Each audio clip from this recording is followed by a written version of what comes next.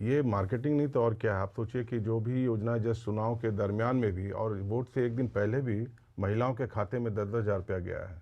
परिवार में मान लीजिए 5-6 लोग हैं तो 50,000 रुपया उनके अकाउंट में चला गया। तो ये क्या है? ये ओपन ब्राइब है। ये राजनीति में हमने ऐसा दौर नहीं देखा कभी। तो नहीं, हार नहीं कहेंगे, चूंकि हमें अच्छा वोट आया। वोट प्रतिशत आप देखिएगा, पिछले बार हमारे जो उम्मीदवार जीते थे उनको 68,000 वोट आया था। हमें तकरीबन 70,900 समथिंग वोट आया है। हार की और भी कारण हो सकते हैं, लेकिन हमारा मानना ये है कि काफ़ी मुझे समर्थन मिला है। वो इसको ये नहीं कह सकते हार नहीं है, मेरी जीत ही एक तरह से। इतने कम समय में लोगों ने इतना मुझे प्यार दिया, ये मेरी जीत है। नमस्कार, आप देख रहे हैं द बेगूसराय और आपके साथ मैं हूं नेहा सिंह। बिहार में विधानसभा चुनाव संपन्न हो चुके हैं। बिहार को अपना नया मुख्यमंत्री मिल चुका है और नया क्या, पिछले कई सालों से वही हमारे मुख्यमंत्री हैं। नीतीश कुमार ने 10वीं बार शपथ ली है। चुनाव के परिणाम आने के बाद और नई सरकार बनने के बाद तमाम पार्टियां और तमाम राजनेता अपनी अपनी हार और जीत के अलग अलग तरीके से विश्लेषण में जुटे हैं। इसी कड़ी में आज हम बेगूसराय के चिड़िया बरियारपुर विधानसभा के आरजेडी प्रत्याशी सुशील कुमार जी के साथ मिले हैं और उनसे बातचीत करेंगे और उनसे जानेंगे कि इस चुनाव को वो कैसे देखते हैं, इस चुनाव को लेकर उनकी क्या धारणा अब बनी है, इस चुनाव को लेकर वो क्या कहना चाहते हैं। सर, आपका बहुत बहुत स्वागत है हमारे इस शो में। नमस्कार नेहा जी, और द बेगूसराय को भी मेरा नमस्कार। चुनाव बहुत इंटरेस्टिंग रहा, बहुत अच्छा रहा, लोगों का बहुत प्यार मिला और हम लोग एक नई उम्मीद और एक नए विश्वास के साथ उतरे थे चुनाव में। हमारे पास एक युवा नेता नेतृत्व था जिसके अंडर में हम सोचे थे कि बिहार के और चौतरफा विकास करेंगे, और उनका सोच भी ऐसे ही था। तो बड़ा अच्छा जर्नी रहा यहाँ पे चुनाव के क्रम में। इसी क्रम में हम लोग आज 3 दिनों से अपना जो अवलोकन होता है, रिव्यू होता है, जो परफॉर्मेंस पे किस वजह से, क्योंकि बहुत क्लोज मार्जिन से हम लोग लूज़ किए हैं, तो सब लोग का, कार्यकर्ताओं का विचार ले रहे थे। उसी क्रम में आज कंप्लीट हुआ है चिड़िया बरियारपुर का, तो अच्छा रहा। सर, आपने अभी कहा कि सब लोगों से रिव्यूज ले रहे थे, कार्यकर्ताओं से मिल रहे थे, तो आपके हिसाब से ऐसे क्या फैक्टर्स रहे इस चुनाव में जो सबसे ज्यादा आरजेडी की इस तरह की हार के लिए या फिर आरजेडी के नेताओं के लिए क्या फैक्टर्स सबसे ज्यादा रिस्पॉन्सिबल रहे? नहीं, हार नहीं कहेंगे, चूंकि हमें अच्छा वोट आया। वोट प्रतिशत आप देखिएगा, पिछले बार हमारे जो उम्मीदवार जीते थे उनको 68,000 वोट आया था। हमें तकरीबन 70,900 समथिंग वोट आया है, तो कम नहीं है। लोगों का रुझान अच्छा, आशीर्वाद मिला। अब ये नई चीज़ें आती हैं, गवर्नमेंट का योजनाएं, केंद्र सरकार की योजनाएं, स्टेट गवर्नमेंट की योजनाएं, जो नए लास्ट मोमेंट पे जो उन्होंने घोषणा किया, इसका थोड़ा प्रभाव रहा और थोड़ा हमें समय कम मिला। इस क्षेत्र में हम थोड़ा लेट से चीज़ें आई मेरे सामने, तब भी हमने अपनी पूरी कोशिश की। कार्यकर्ताओं, युवाओं का बहुत सहयोग मिला। हम वो मनचाहा टारगेट नहीं अचीव कर पाए, लेकिन उसमें भी हमको लग रहा है कि जीत तो मिली है एक तरह से। हम अपने इरादों को देखें तो वहाँ पे लोगों का बहुत उत्साह था, सारे बहनों का, माँओं का बहुत बड़ा सपोर्ट था। तो उसके लिए मैं थैंकफुल हूँ चिड़िया बरियारपुर की जनता का, उन्होंने इतना बड़ा समर्थन दिया हमें। सर, एक सवाल, चिड़िया बरियारपुर की जनता, जो आपके वोटर्स हैं, वो जो कह रही है, हम जब चिड़िया बरियारपुर की जनता से मिले चुनाव के परिणाम आने के बाद, तो आपकी अगर हम बात करें तो आप, ऐसा कहा जा रहा है कि आपने जितने वोटों से आपने इस चुनाव को हारा है, बस उतने ही वोटों से कोई ऐसा वोट कटा है जहां से कि आप चुनाव जीत सकते थे, और वो भी आप ही के पार्टी के बहुत साल से प्रत्याशी थे।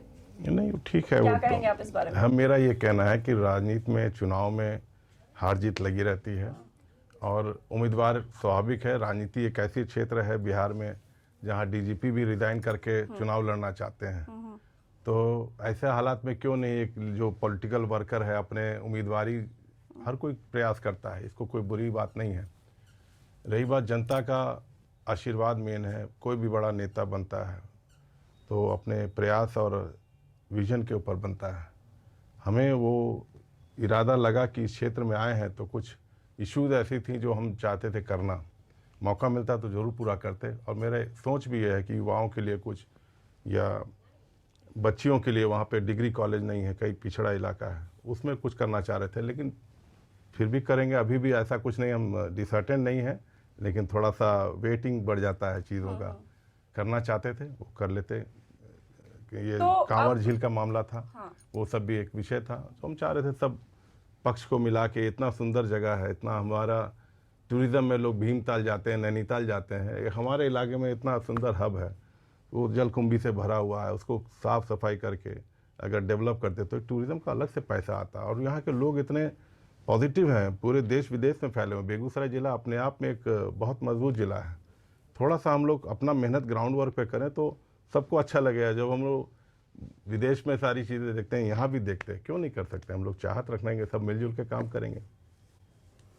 तो अभी जो आपने कहा हम करेंगे, तो अगले 5 साल आपका क्या प्लान है? 5 साल जनता का ये है, जो चीज़ें कमी रह गई उसको पूरा करेंगे। 5 साल तो राजनीतिक क्षेत्र में बहुत बड़ा नहीं है, लेकिन एक समय मिलेगा तो हम और अच्छे तरीके से इसको समझ के और अच्छे तरीके से डिलीवर करेंगे।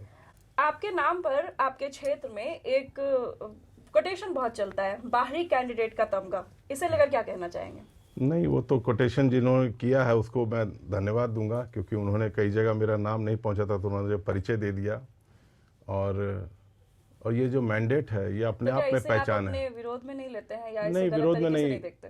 अगर विरोध होता तो इतना लोगों का प्यार नहीं मिलता। जो मुझे समर्थन मिला इसके लिए मैं उन सारे लोगों का बहुत बहुत आभारी हूँ।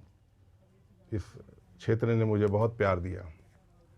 मुझे लगा ही नहीं कि हम कहीं बाहर हैं। हमारा हालांकि होम डिस्ट्रिक्ट खगड़िया है, लेकिन पिताजी के नाम की वजह से या आशीर्वाद की वजह से हमको यहाँ पे बहुत प्यार मिला। यहाँ के लोगों ने बहुत प्यार दिया। जो नहीं हुआ तो उसको भी पूरा करेंगे, उनको भी साथ लाने की कोशिश करेंगे।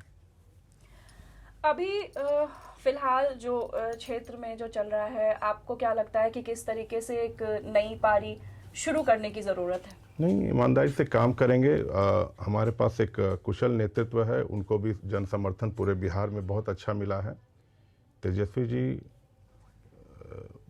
एक नई सोच के लोग हैं, उनके पास एक विजन है और कुछ काम करने की इच्छा रखते हैं। करीब 1,15,00,000 वोट उनको मिला है। हमको लगता है कि पूरे बिहार में जितने भी पार्टियां हैं, चाहे वो राष्ट्रीय हो चाहे रीजनल हो, सबसे ज़्यादा वोट इनको मिला है। तो उस हैसियत से तो हमारे पास एक नेतृत्व है और उस ताकत को लेकर हम लोग आगे बढ़ेंगे और हम लोग इरादा रखते हैं कि कुछ अच्छा करके दिखाएं। नेपोटिज्म नाम की बहुत चर्चा है, पूरे देश में इसकी चर्चा है, कोई भी फील्ड इससे अछूता नहीं है। कहीं ना कहीं क्षेत्र में कुछ लोग ये भी कहते हैं कि आपके साथ भी नेपोटिज्म वाला फैक्टर चलता है, तो इस पे क्या कहना चाहेंगे आप? नेपोटिज्म का फैक्टर कितना है आपके साथ? नहीं, नेपोटिज्म मेरे पे इसलिए मैं बोलता हूँ कि मेरे पिताजी भी सोशलिस्ट बैकग्राउंड के थे। वो 68 में ही चीफ मिनिस्टर बने, फिर 80 में लोकसभा सांसद हुए। उनका भी एक राय थी कि भाई हम भी मेहनत करके पॉलिटिक्स में आए हैं, अपना आप संघर्ष करो। हम मेरे लिए भी बोलते थे, कभी उन्होंने आज तक सिफारिश नहीं की मेरे टिकट के लिए या किसी को। तो मैं उस तरह से नहीं मानता हूँ मेरे पर। मैं इसलिए नहीं, मेरे फादर भी सोशलिज्म में बिलीव करते थे और कहते थे तुम मेहनत करो, अपना जगह प्राप्त करो। तो राजनीति में ये बात सही है कि किसी को फ़ायदा मिलता है, ऑब्वियसली हमें भी फ़ायदा मिला है। फादर हमारे थे और समाज से ही थे, तो ओबीसी के पहले मुख्यमंत्री हुए, तो वो एक दौर था और आज हम उसका लाभ भी मिला, ऐसा नहीं, क्षेत्र में बहुत मिला है। और नेपोटिज्म तो खैर यहाँ पे जो लोग जीते हैं वो अपने उनके ऊपर ये चीज़ें लागू होती हैं, क्योंकि वो अपने चीज़ों को लेके चाहे कितनी बदनामी हो उसको लेके वो आगे बढ़े हैं। अब यहाँ के क्षेत्र की जनता उम्मीद करेंगे कि क्या वो फुलफिल करते हैं, उनके एस्पिरेशंस क्या हैं। तो सीधे सीधे तौर पर मैं ये समझूं कि आप कहना चाह रहे हैं कि जो उम्मीदवार जीते हैं सबसे ज्यादा नेपोटिज्म तो उन्हीं के साथ हावी है? एग्जैक्टली, उनके घर में ये चीज़ें चल रही हैं, उसके लिए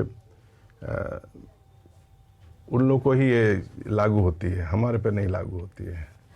सर, आप चरिया बरियारपुर क्षेत्र से एक्टिव रहे हैं, काफ़ी दिनों से वहाँ की जनता के साथ काम कर रहे हैं, देख रहे हैं। आपको क्या लगता है कि ऐसे कौन कौन से डेवलपमेंट्स हैं जो वहाँ पर होने चाहिए थे, जो अब तक नहीं हुए, और आगे कौन कौन से डेवलपमेंट्स को आप वहाँ के लिए देखते हैं? नहीं, हमने जैसे बताया कि वहाँ डिग्री कॉलेज नहीं है, वहाँ एक खोदावनपुर में एक मैदान है जो स्टेडियम का रूप है, वो मैदान नहीं है, वो एक खड्डा नुमा कुछ बना हुआ है, ड्रेनिंग सिस्टम नहीं है उसका। तो लड़के जो युवा हैं जो नौकरी के लिए तैयारी कर रहे हैं, एक माहौल मिलता है, वो सब है। फिर जल भराव की समस्या है वहाँ पे इलाके में, बहुत एक तरह से है, उसका ड्रेनेज सिस्टम नहीं प्रॉपर है। तो वो सब मूलभूत समस्याएं, बाकी नौकरी की तो आप देख ही रही हैं। आपने नौकरी की बात की, तो आपकी जो पार्टी है सबसे ऊपर उठकर बेरोजगारी और पलायन का मुद्दा उठाती थी। बिल्कुल। इसे लेकर आप अपने इस बात को, इस मुद्दे को आप अपने क्षेत्र से जोड़कर हमारी जनता को क्या कुछ बताना नहीं, चाहिए? बिल्कुल वो समस्या है। आज भी हम जितने लोगों को जा रहे हैं, देखिए एक तो आर्मी की में जॉब ख़त्म हो गई है, तो लोग परेशान हैं। जो तैयारी करके बैठे थे, जिनका रिज़ल्ट का इंतज़ार करते थे, उनको नौकरी नहीं मिली है। समस्या तो है।